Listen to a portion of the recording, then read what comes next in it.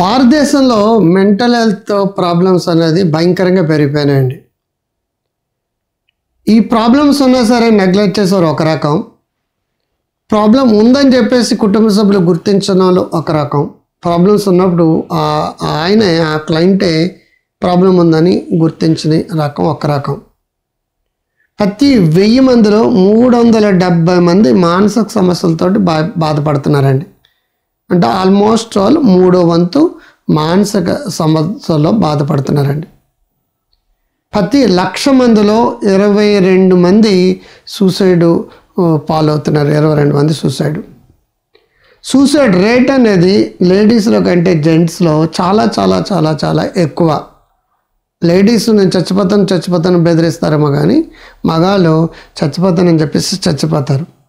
So almost all 36.8% మగాళ్ళలో suicide rate ఉందండి.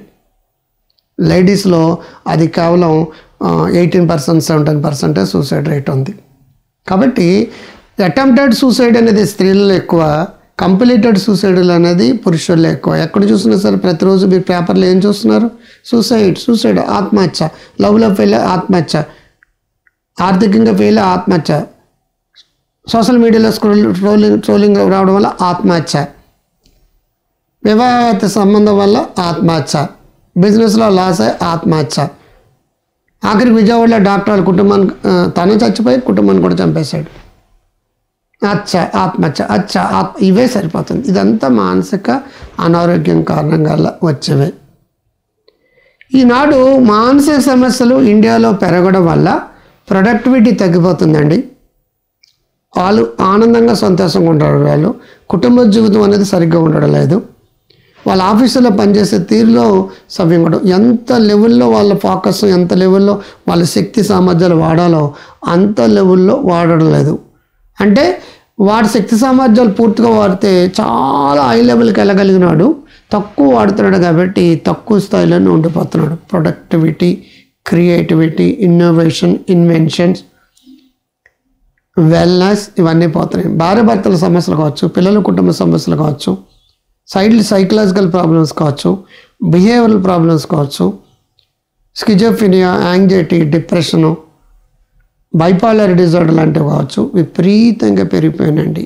అన్ని చోట్ల అన్రెస్ట్, అశాంతి, దిగులు, డిప్రెషను, భయాలు, ఆందోళన, మాటికి శరీరంలో ఏదో జబ్బు వచ్చిందని డాక్టర్ దగ్గరికి వెళ్ళే వాళ్ళలో ఆల్మోస్ట్ వాళ్ళు 190% మంది శారీరక సమస్యలు కాదండి, మానసిక సమస్యల వల్ల శారీరక జబ్బులు వచ్చిన వాళ్ళు. కానీ వెళ్ళేది ఎవరి దగ్గరికి అండి?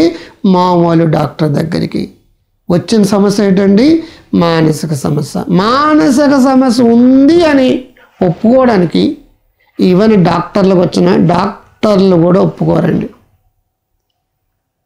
ఏ 15 ఏళ్ళ వయసులో ప్రాబ్లం వస్తే పెళ్ళిళ్ళు అయ్యాక ధైర్యం వచ్చాక 46 ఏళ్ళ వయసులో లేడీ డాక్టర్లు నా దగ్గరికి కౌన్సిలింగ్స్కి థెరపీస్కి వస్తున్నారండి. ఎంతకాలం పెళ్లి కాకముందు తల్లిదండ్రులు నీ మొక్క నీకేం తెలియదు అంతా నీవు ఆలోచిస్తున్నావు అంటారు. పెళ్ళి అయిన తర్వాత మొగుడు అంటాడంటే మేము డాక్టర్లం కదా, పోలీసులు పిల్లలు ఉండరా, వాళ్ళు ప్రేమించరా అన్నట్టుగా మేము డాక్టర్లం కదా, మేము బాగానే ఉన్నాం కదా, అంతా నువ్వు కావాలని క్రియేట్ చేసుకుంటా ఉంటారు.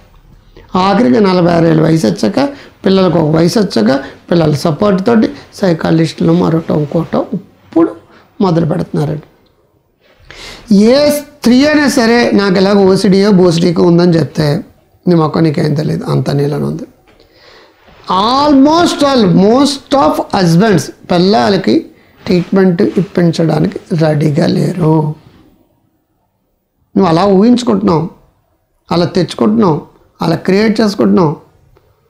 మీ అమ్మ వాళ్ళు నేను సరిగ్గా పెంచలేదు, నేను బాగా గారాబం చేశారు, నీకు అన్ని ఫెసిలిటీస్ ఇస్తున్నాను కదా, తప్పని అదే నీతో ఆగలా చచ్చిపోతున్నాను, మనసులో బాధను ఎక్స్పీరియన్స్ మొదలెట్టావా, చెప్పు నా బరువు తినే. ఇదనమాట పిల్లలు తల్లిదండ్రులు చెప్తే పిల్లల గురించి తల్లిదండ్రులు ఇలాగంటున్నారు. పిల్లలు మొగుడు చెప్తే మొగుడు పిల్లని ఇలాగంటున్నాడు. మొగుడుగానే ప్రాబ్లం వచ్చిందని ఇలా వెళ్ళడం మొదలుపెట్టాడు అనుకోండి, మా ఆయన మాట్లాడితే డాక్టర్ దగ్గరికి వెళ్తే మాట్లాడితే అది అంటాడు, మాట్లాడితే అంటాడు. అంటే ఏమీ లేదండి, మా ఆయన మీద డాక్టర్లు బతికేస్తున్నారు, మా ఆయనకి ఏమీ లేదు, అంత తెచ్చుకుంటున్నాడు అంతే. ఏదైనా అంటే అరిచేస్తాడు, కేకలు పెట్టేస్తాడు. ఇంకేంటి, సపోర్ట్ ఒక్కరికొకరు ఇచ్చుకోకుండా సైకలాజికల్ ప్రాబ్లం తగ్గవండి. మానసిక జబ్బులు తగ్గాలంటే కుటుంబం సపోర్ట్ కావాలి, ఫ్రెండ్స్ సపోర్ట్ కావాలి, బంధాలు అనుబంధాలు కావాలి, మంచి లైక్ మైండెడ్ తోటి ఒక సపోర్ట్ గ్రూప్ ఫామ్ అవ్వాలి. అప్పుడు మీకు తెలియకుండానే మీరు వాడుతున్న మందులు కావచ్చు, మాలాటోలో సైకోథెరపీ, థెరపీ, కౌన్సిలింగ్స్ ఏవైతే ఉన్నాయో అవి కావచ్చు బాగా పనిచేస్తాయి. మానసిక సమస్యలు నెగ్లెక్ట్ చేస్తే మనసుతో చేసే పనుల్లో సవ్యంగా చేయలేరు కాబట్టి ఆర్థికంగా వెనకబడతారు, దాంపత్యంలో వెనకబడతారు, పిల్లలు చదువు విషయంలో వెనకబడతారు, కెరీర్ విషయంలో వెనకబడతారు, ఇళ్లల్లో ఒకరికొకరు గొడవలు అవుతాయి, విపరీతమైన స్ట్రెస్ తోటి అరుపులు కేకలు కావచ్చు, అలగడాలు కావచ్చు, మాట్లాడడం కావచ్చు, ఒకరికొకరు గ్యాప్ పెరిగిపోతుందండి. ట్రీట్మెంట్కి అనవసరంగా ఖర్చును, ట్రీట్మెంట్ వాళ్ళు అలాగే చెప్తారు డాక్టర్లు డబ్బుల కోసం అని, ఈ మాట ఎక్కువ డైలాగులు వినబడుతూ ఉంటారు. అందున మానసిక సమస్యలు చాలా కాలం పడుతుంటుంది, లెంగ్తీగా ఉంటుందండి. ఎవరైనా డాక్టర్ దగ్గరికి వెళ్ళి తగ్గకపోతే డబ్బులు తీసుకుని దొంగన కొడుకు నాకు ట్రీట్మెంట్ సరిగ్గా ఇవ్వలేదు అంటారు. కాదండి, అది ఇంకో చోట డాక్టర్ దగ్గరికి వెళ్ళి వెంటనే తగ్గిపోయింది అనుకోండి, ఆ డాక్టర్ మంచివాడని కాదండి. ఇన్ని సంవత్సరాల పాటు ఆ సైకాట్రిస్టో లేదంటే ఇంకో థెరపిస్టో ఇచ్చిన దాని పునాది మీద రెండో డాక్టరు కొంతకాలం ఇచ్చేటప్పుడు తగ్గిపోయింది. ఇదే డాక్టర్ దగ్గర ఇంతవరకు కానీ ఉండుంటే అప్పుడే తగ్గిపోయి ఉన్నావు. కానీ ఇక్కడ తర్వాత డాక్టర్ మార్చేసాను, సైకాలజిస్ట్ మార్చేసావు, థెరపిస్ట్ మార్చేసావు, సైకాట్రిస్ట్ మార్చేస్తావు. ఎందుకు మార్చేస్తామంటే ఇంకో చోటకి వెళ్తే బాగా దొరుకుతుందేమో, ఆయిల్ పుల్లింగ్ ద్వారా బాగా దొరుకుతుంది, జ్యోతిషం ద్వారా బాగా పడుతుంది, న్యూమరాలజీ ద్వారా బాగా దొరుకుతుంది, హ్యామరాలజీ ద్వారా బాగా దొరుకుతుందో, మర్మరాలజీ ద్వారా బాగా దొరుకుతుందో, హోమియోపతి ద్వారా బాగా దొరుకుతుందని ఏదో ఒక ఆశ ఆశ ఆశ ఈ ఆశతోటి మిమ్మల్ని ముందుకు తీసుకెళ్తుంది. ఏదైనా సరే ఆరోగ్యంగా ఆనందంగా సంతోషంగా ఉండాలని డిసైడ్ అయినప్పుడు దాన్ని తగిన ప్రయత్నం చేయడానికి ప్రొఫెషనల్ హెల్ప్ తీసుకోండి. మేమోనా మీకు మంచి గైడెన్స్ ఇస్తాను.